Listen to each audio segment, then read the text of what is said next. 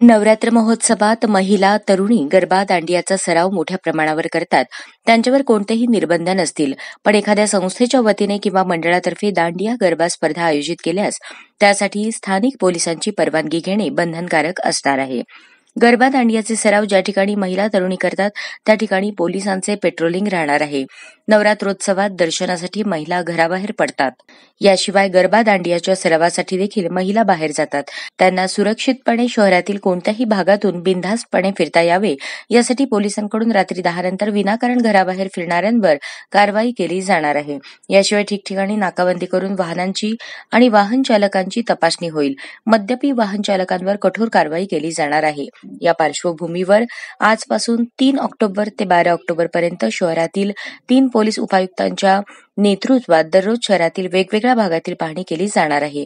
त्या परिसरात रात्री 10 नंतर सुरू असलेल्या पानटपऱ्या, चहा कॅन्टीन, वडापाव सेंटर, चायनीज गार्डनवर कारवाई केली जाणार आहे.